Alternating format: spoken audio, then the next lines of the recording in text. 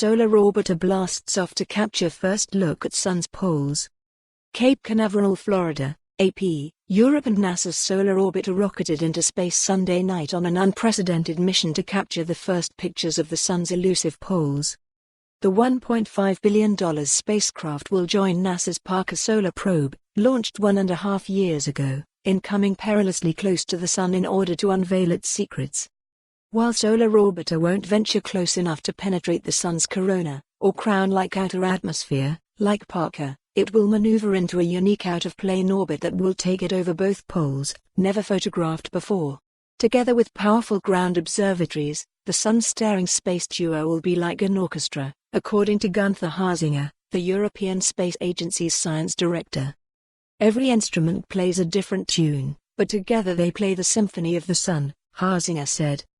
Solar Orbiter was made in Europe, along with 9 science instruments. NASA provided the 10th instrument and arranged the late-night launch from Cape Canaveral. Nearly 1,000 scientists and engineers from across Europe gathered with their U.S. colleagues under a full moon as United Launch Alliance's Atlas V rocket blasted off, illuminating the sky for miles around. Crowds also jammed nearby roads and beaches.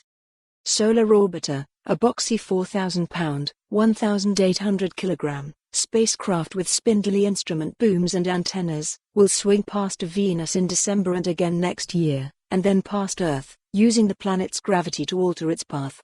Full science operations will begin in late 2021, with the first close solar encounter in 2022 and more every 6 months.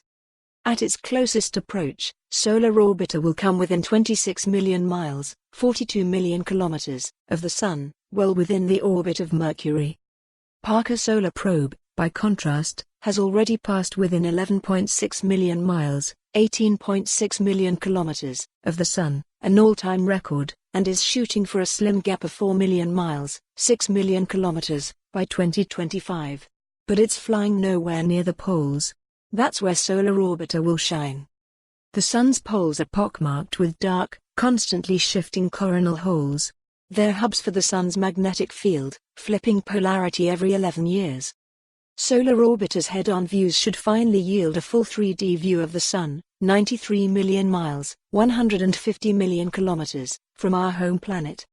With Solar Observatory looking right down at the poles, we'll be able to see these huge coronal hole structures, said Nicola Fox, director of NASA's Heliophysics division.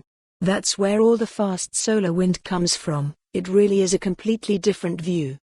To protect the sensitive instruments from the Sun's blistering heat, engineers devised a heat shield with an outer black coating made of burned bone charcoal similar to what was used in prehistory. For more on this story, visit the news article link.